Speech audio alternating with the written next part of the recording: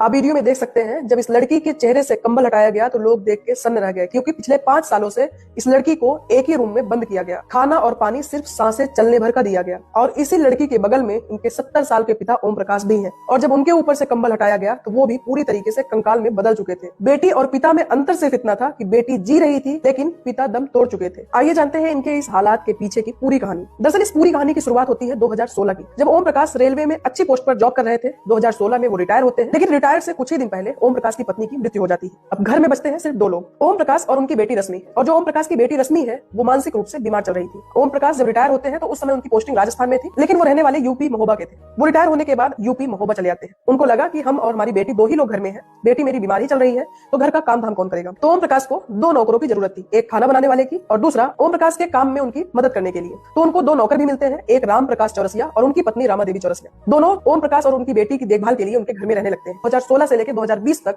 सब कुछ अच्छे से चल रहा था। दोनों पति पत्नी ओम प्रकाश की और उनकी बेटी की देखभाल किया करते थे, उनकी हेल्प किया करते थे। लेकिन इस बीच राम प्रकाश और उनकी पत्नी रामा देवी को यह पता चल चुका था कि जो ओम प्रकाश है, इनकी कई जगह पे प्रॉपर्टी भी है, इनके बैंक में अच्छे खासे पैसे भी हैं, और इनकी जो बेटी है वो तो विकलांग है, और जो इनके रिश्तेदार है वो दूर रहते हैं, इनसे ज्यादा कुछ खास संपर्क नहीं है। अगर हम लोग चाहें तो जो रिश्तेदार है, जो 2-4 इनसे मिलने भी आया करते हैं साल 2 साल में एक बार, उनसे भी रिश्ता तोड़वा सकते हैं। बस इसी साजिश के तहत 2020 के बाद ओम प्रकाश और उनकी बेटी रश्मि को एक बेसमेंट के रूम में बंद कर देते हैं, उनको टॉर्चर करते हैं, उनके साथ मारपीट करते हैं, और 3-4 दिन में सिर्फ एक बार खाना पीना दिया करते थे, जिससे वो जिंदा रह सके। बेसमेंट के रूम में बंद करने के बाद नौकर पति पत्नी थे वो पूरे घर में आराम से रह रहे थे। जो भी रिश्तेदार उनसे मिलने आते हैं उनसे सिर्फ यही कहते हैं कि ओम प्रकाश जी कहीं बाहर गए हुए हैं, बाद में मिल लीजिएगा, या फिर उन्होंने मना किया है मिलने से। आपको वीडियो में देखने से साफ पता चल रहा होगा कि इनको सिर्फ जीने भर का ही खाना दिया गया होगा। लेकिन अभी कुछ दिन पहले ही जब पति पत्नी ओम प्रकाश और उनकी बेटी को कुछ खाने पीने के लिए देने जाते हैं तो देखते हैं रश्मि की तो सांसें चल रही थी, लेकिन ओम प्रकाश की मृत्यु हो चुकी थी। और जो ये पति पत्नी नौकर थे, इन्होंने पहले ही ओम प्रकाश को प्रताड़ित कर करके सारे बैंक बैलेंस को खाली कर चुके थे, और जो उनकी सारी प्रॉपर्टी थी उसको भी अपने नाम कर चुके थे कि अब ओम प्रकाश की मृत्यु हो चुकी है, सारा पैसा तो हम लोग पहले ही ले चुके हैं, सिर्फ बेटी जिंदा है जो मानसिक रूप से बीमार है।